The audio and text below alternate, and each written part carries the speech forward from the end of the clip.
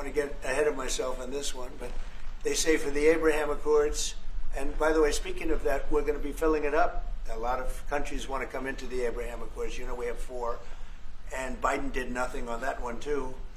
It's the same 4, but they're great countries, and they were brave doing it, and it's worked out very well. And we're going to be filling up the Abraham Accords. They're going to be, I think, filling it up, Marco, very rapidly.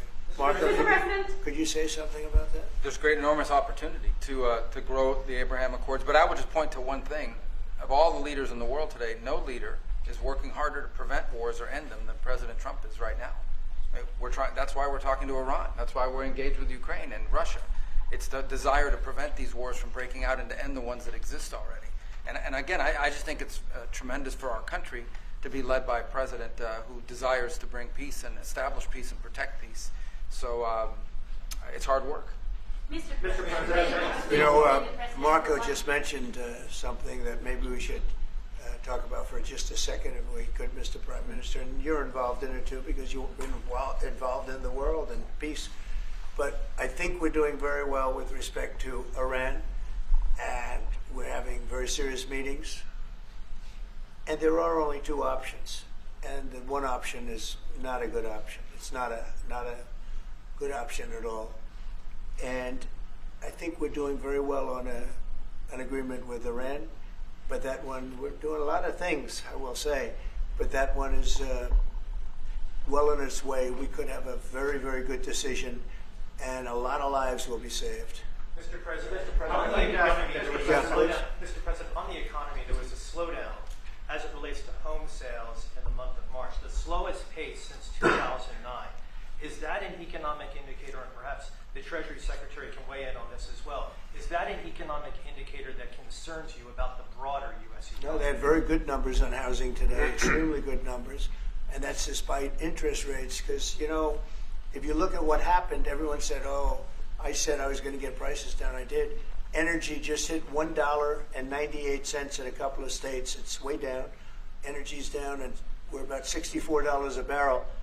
When I came in, and we were looking at $89, $90, $95. And by the way, that helps us solve the war too. Having those energy prices is a big incentive for Russia to also agree with solving the war problem.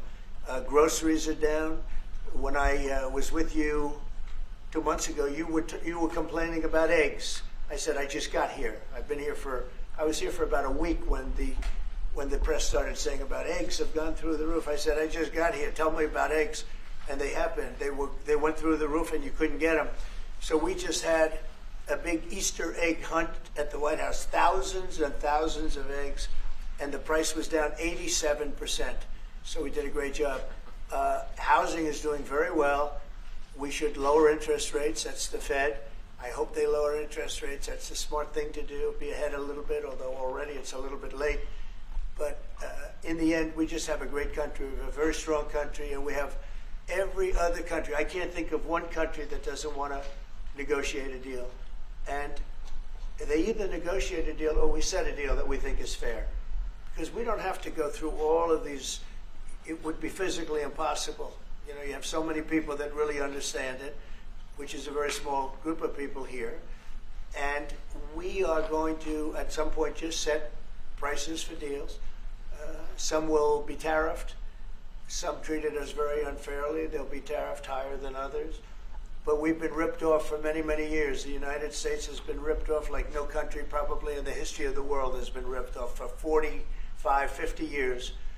And countries have gotten rich by doing that with the United States. We've taken care of their militaries, and military is another subject we talk about. We're not going to make that subject to any of the deals, but you know the same countries that I do where we virtually take care of their military and then don't get treated fairly on trade. So the people, and I don't blame those countries, I blame the people that sat at that beautiful desk right behind you, because those people didn't do the job for this country, and they let us lose $4 billion a day on trade. We were losing $4 or $5 billion a day on trade when I got here, and now we're going to be much better than breaking even, and we're going to be making $4 or $5 billion a day on trade.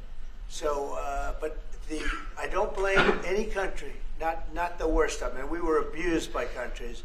I blame the President of the United States that happened to be sitting when these deals were made. Disgraceful. When I was here, we had a great 4 years. We had the most successful economy in the history of our country, my first term. And we were very tough on trade. And with China, as you know, they paid hundreds of billions of dollars in tariffs. But nobody else ever did that. China paid not 10 cents to any other president. And but not only China, virtually every country got away with murder.